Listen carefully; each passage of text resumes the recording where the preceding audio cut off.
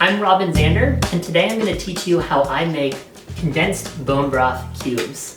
I've been a fan of bone broth for years. My favorite brand is by Maui Nui venison bone broth. One of these little cubes of condensed bone broth makes two 12-ounce cups of bone broth that you can drink.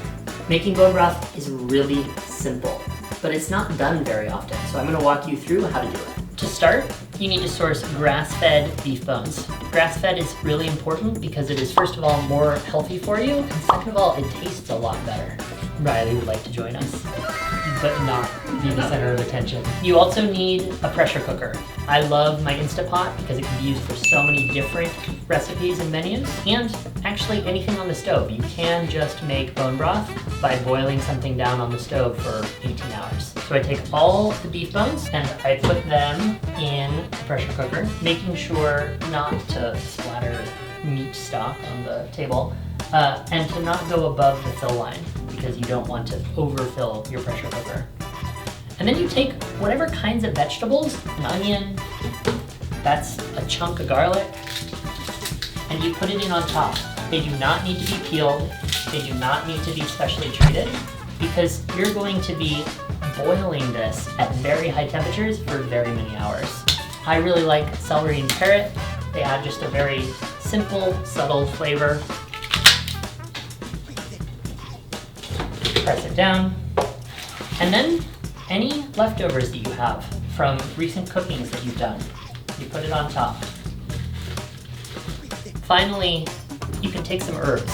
So I really like taking 2 or 3 bay leaves, not too many, but a couple. I like taking some rosemary, some oregano, any spices that you like, and put them in on top. Then, very simply, you put in about a 1/4 cup of apple cider vinegar. That helps to break down the bones as they're cooking in the pressure cooker. After you have all of your ingredients in the pressure cooker, all you need to do is fill it up to the fill line with water and turn it on. I'll see you all in 12 hours. One more shot of Riley. The bone broth has been substantially pressure cooked. The next step is just to strain everything into the broth itself. It's very oily and very thick, so make sure not to splatter yourself.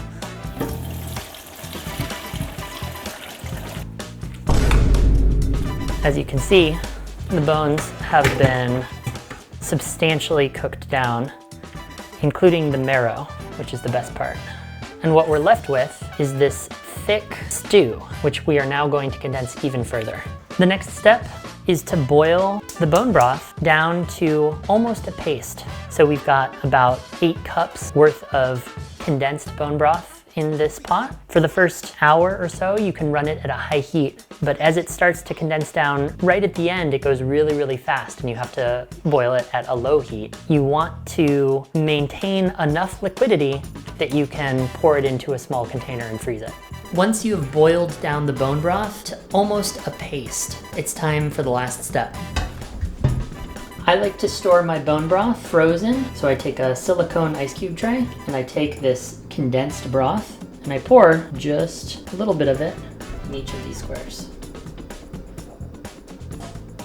This tray then goes in the freezer.